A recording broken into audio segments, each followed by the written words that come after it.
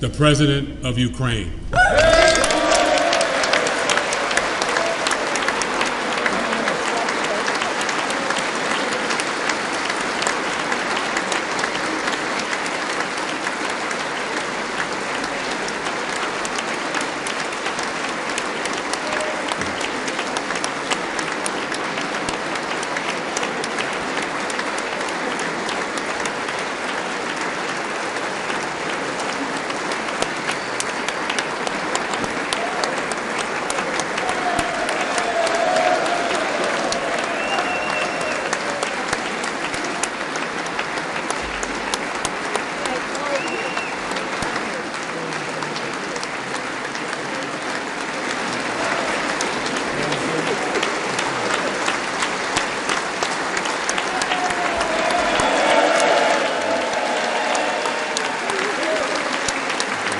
Thank you so much.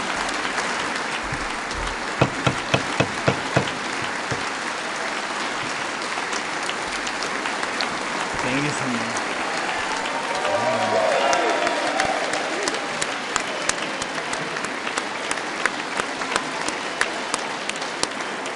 Героям слава.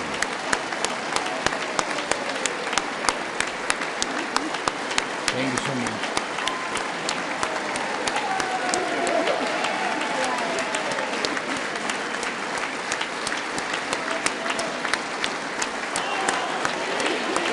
Героям слава!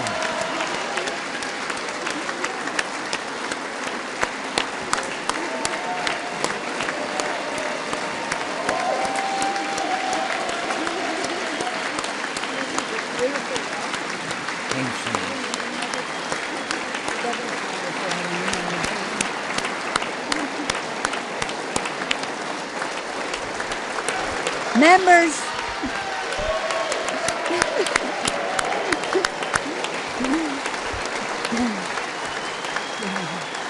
members of Congress. I think it's too much. I think it is.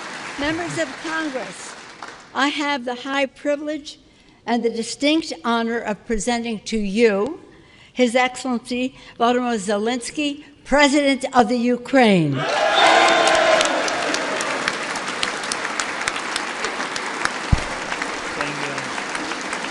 Thank you so much.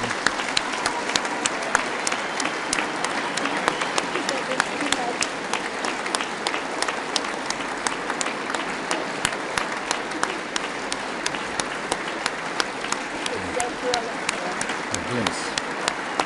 Thank you so much. Thank you. It's too much for me. All this for our great people. Thank you so much.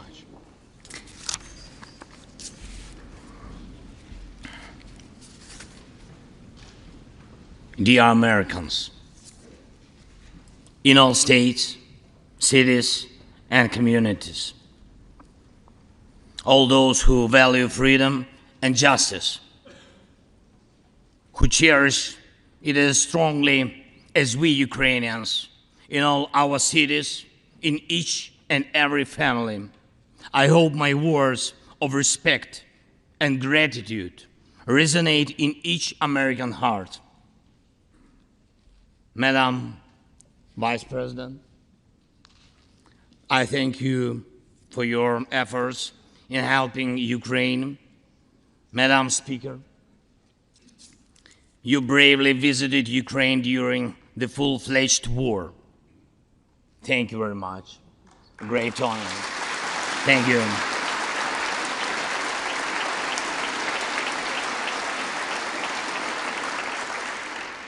Great privilege to be here. Dear members of the Congress, representatives of both parties, who also visited Kyiv, esteemed congressmen and senators from both parties who will visit Ukraine, I'm sure, in the future. Dear representatives of diaspora,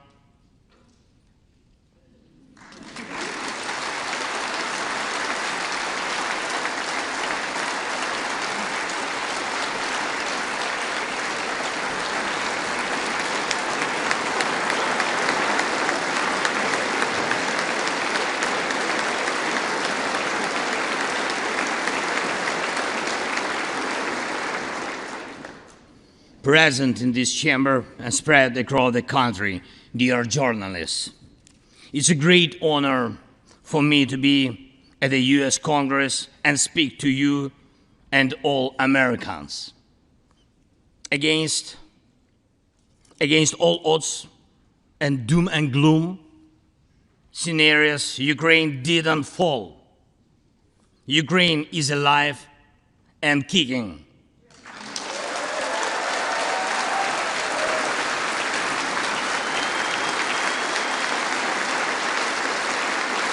Thank you.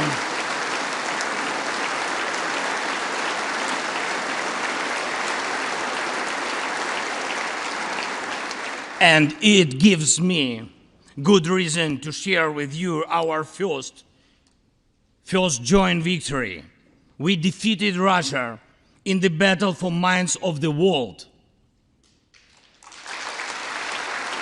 We have no fear, nor should anyone in the world have it. Ukraine's gained this victory, and it gives us courage, which inspires the entire world. Americans gained this victory, and that's why you have succeeded in uniting the global community to protect freedom and international law. Europeans gained this victory, and that's why Europe is now stronger and more independent than ever. The Russian tyranny has lost control over us.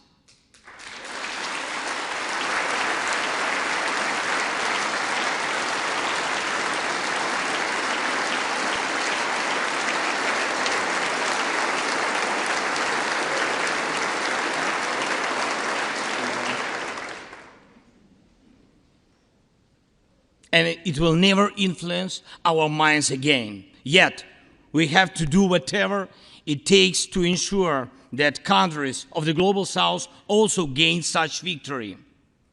I know one more, I think, very important thing. The Russians will stand a chance to be free only when they defeat the Kremlin in their minds.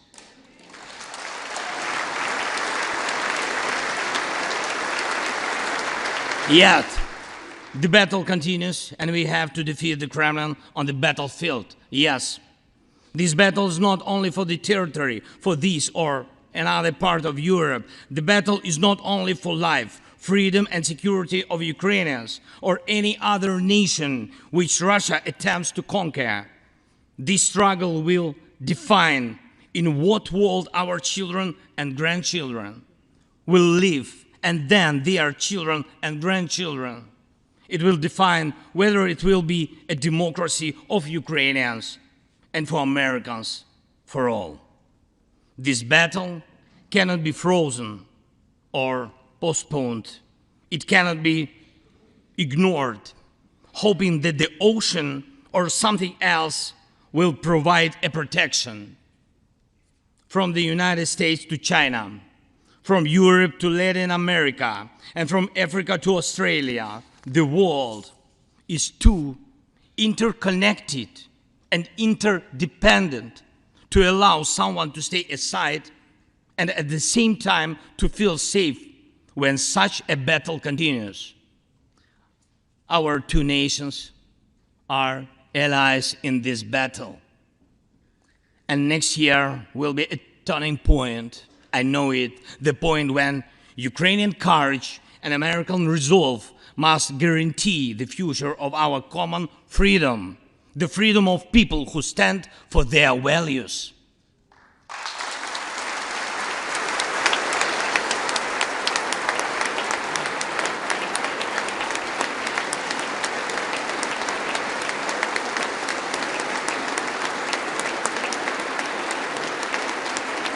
Ladies and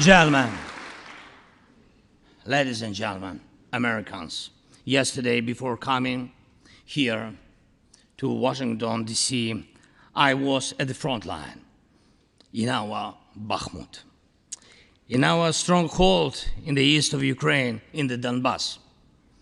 The Russian military and mercenaries have been attacking Bakhmut non-stop since May. They have been attacking it day and night, but Bakhmut stands.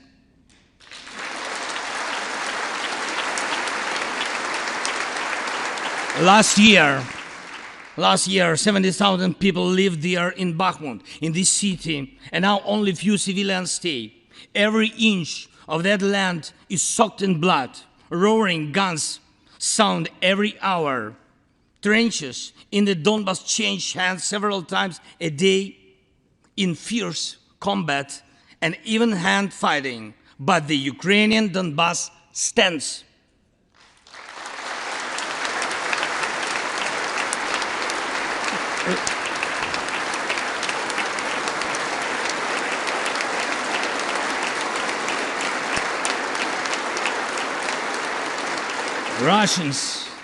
Russians use everything they have against Bakhmut and our beautiful cities. The occupiers have a significant advantage in artillery. They have an advantage in ammunition. They have much more missiles and planes than we ever had. And it's true, but our defense forces stand.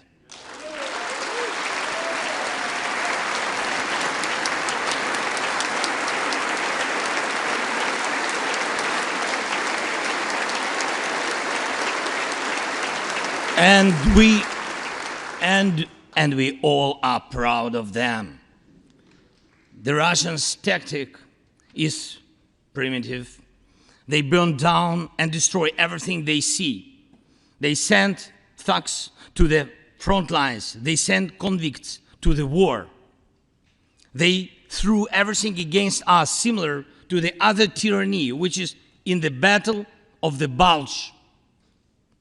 Threw everything it had against the free world, just like the brave American soldiers, which held their lines and fought back Hitler's forces during the Christmas of 1944.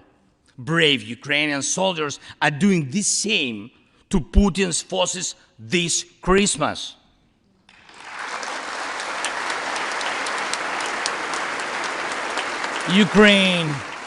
Ukraine holds its lines and will never surrender.